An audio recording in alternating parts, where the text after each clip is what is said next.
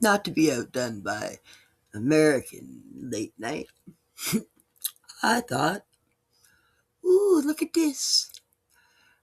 Canadian news corrections. Cinematic universe. Last week, CBC clarified no one was pushed. A door was simply opened with enthusiasm. This week, CBC clarified that nothing was missing. The interview just needed more context. So, to be clear, no assistant was shoved. The door moved assertively. Context was the only thing actually pushed. No stories were wrong. They were just underexplained at that time, which makes sense because CBC accountability doesn't walk through the door. It arrives later, re edited, and with a better lighting and a YouTube link. Nothing happened. Then almost something happened. Then context caught up. And that, ladies and gentlemen, is how Canadian journalism says, we'd like a do over without ever admitting the door hit anyone. October 26th interview was re edited because nothing was wrong, because it needed more context again. Specifically, the context that comes after people notice it. The interview has been reposted on the website and reposted on YouTube. It reposted into a familiar CBC category of same conversation, now with explanatory subtitles. Nothing was removed. Things were simply added later, which is good because when you're talking about long COVID, the most important symptom to manage is narrative fatigue.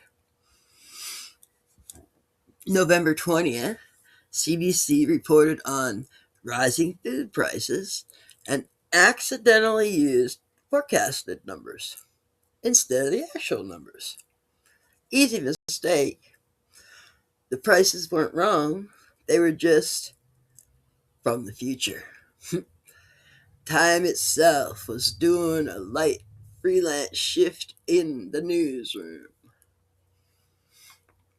A correction was aired in a later broadcast after viewers had already checked their receipts and screamed into a bag of $9 apples. Oh, okay, so we have the trilogy. No one was pushed. The door was just misunderstood. Nothing was missing. Context arrived late. The numbers weren't incorrect, they were aspirational. At CBC, facts don't hit you, they approach politely, miss you slightly, then circle back with the Chiron. Nobody lied, nobody shoved, nobody misled. Reality was simply forecasted. Because in Canadian journalism, truth isn't wrong, it's just early. On December 10th, CBC removed a story entirely. Not edited, not clarified, removed. Why? The person named was not given a chance to respond. The language was imprecise, and the story accidentally associated someone with allegations that they hadn't actually been tied to. So let's review the full arc. No one was pushed. A door moved too confidently. Nothing was missing. Context was just running late. Numbers weren't wrong. They were just forecasts, cosplay. And now the story didn't need telling at all. It needed to stop existing. This one didn't get a Chiron, didn't get a re edit, didn't get additional context. It got the most Canadian correction of all. Sorry, shouldn't have been in there anyway. Which is fascinating because apparently doors can almost knock people over. Context can be added later. The future can be reported on early. But journalistic standards, those must be met before publication. Or the whole thing quietly backs out of the room and pretends it was never introduced. No one was pushed, no one was misquoted, no one was forecasted. The entire story just simply realized it had crossed the floor without permission and went home. In the Toronto Star, they had to clarify about Penny. She has 7 Olympic medals. 3 are individual, 4 are relays, not the other way around. So, to be clear, nothing about her performance changed. Nothing about her suspension changed. Only the math needed goggles, which perfectly fits with the season so far. No one was pushed. The door just misjudged its strength. Content wasn't missing. It was just added later. The facts weren't wrong. They were slightly out of formation. In Canadian media, the truth doesn't drown.